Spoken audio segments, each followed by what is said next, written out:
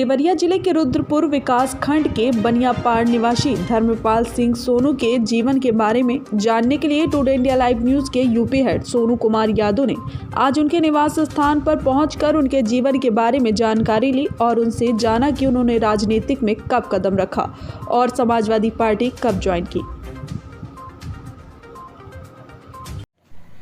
नेताजी, आपने राजनीति में कदम कब रखा और राजनीति करने का आपका मेन उद्देश्य क्या है? देखिए, राजनीति हमें विरासत में मिली है। हमारे बाबा स्वर्गीय भूपति सिंह जो समाज सेवी रहे हैं, उनका क्षेत्र में, मंडल में, प्रदेश में नाम चलता रहा है। लोग उदाहरण देते हैं भूपति सिंह का। और हमारे पिताजी स्वर्गीय सुरेंद्र प्रताप सिंह जो पूर्व में रुद्रपुर के ब्लॉक प्रमुख रहे हैं, उनके द्वारा राजनीति हमें विरासत में मिली है। और हमारी 2005 से सक्रिय राजनीति की शुरुआत हुई है। और राजनीति का उद्देश्य हमारे, जब हमने 2005 में राजनीति शुरू की, जब रुद्रपुर विधानसभा के गलियों, रुद्रपुर विधानसभा के गांव, रुद्रपुर विधानसभा के लोगों से जब हमने संपर्क किया तो यहाँ की समस्याओं के बारे में पता चला।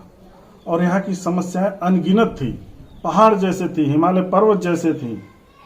कुछ समस्याओं का समाधान हुआ, लेकिन जो समस्याएं विकट रही, उन समस्याओं का समाधान अभी तक नहीं हुआ।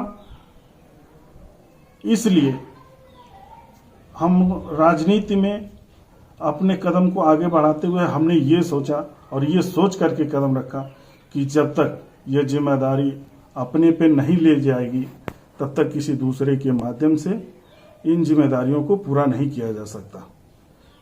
मेरा उद्देश्य है कि अपने क्षेत्र की समस्याओं को दूर करना, लोगों की समस्याओं को दूर करना, क्षेत्र का विकास करना, क्षेत्र के लोगों का विकास करना, जो मानसिक रूप से भी हो और धरातल रूप से भी हो, दिखनी भी चाहिए और सोच भी होनी चाहिए। ऐसी हम राजनीति का उद्देश्य लेकर के लोगों के बीच में जाते हैं और लोगों का स्नेह और प्यार पाते हैं। समाजवादी पार्टी आपने कब ज्वाइन किया और आखिर समाजवादी पार्टी को क्यों ही ज्वाइन किया? समाजवादी पार्टी हम 2005 से ही हमने ज्वाइन की। और 2005 से पहले भी जब हम राजनीति करते थे, जब राजनीति में हम रहा करते थे, तो समाजवादी पार्टी की ही राजनीति किया करते थे।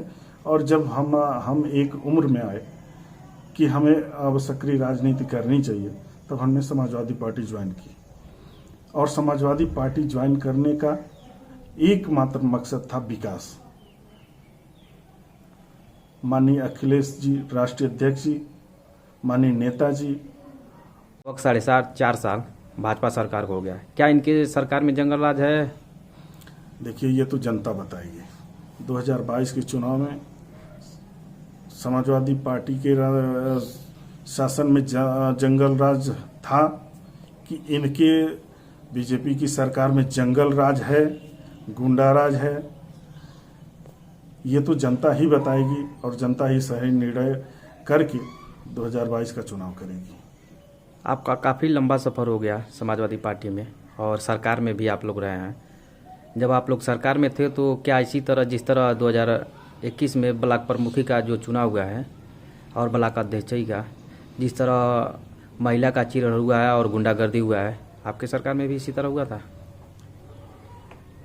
देखिए, आरोप प्रत्यारोप ये पक्ष विपक्ष का काम होता है, लेकिन इस तरह की राजनीति ना हमने कभी देखी थी और ना ही कभी सुनी थी। और हमें लगता है कि अब ये चीज़ दूर नहीं, क्योंकि जब बीजेपी की सरकार रहेगी तो ये हम लोगों के लिए कोई बड़ी बात नहीं होगी कि गुंडा राज किस तरह से होता है ये देखना, चिर हरण किस तरह से होता है ये देखना, और बेटी बचाओ का जो इन्होंने नारा दिया, इसमें बेटियों को कैसे सुरक्षित रखना है और बेटियां कैसे असुरक्षित हैं, ये देखना, समझ पाना, ये इस सीखना हो तो सरकार से, इस बीजेपी की सरकार से। भाजपा सरकार में लोकतंत्र सुरक्षित है?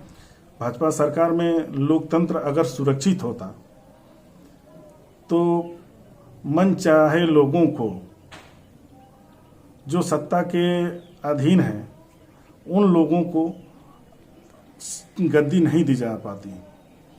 इस सरकार ने अपने गुंडाई के बल पे लोकतंत्र की हत्या करके, चाहे वो जिला पंचायत का चुनाव हो, चाहे ब्लॉक प्रमुख का चुनाव हो, इन्होंने इस तरह का चुनाव किया जिसमें लोकतंत्र की हत्या, निर्मम हत्या इन्होंने की।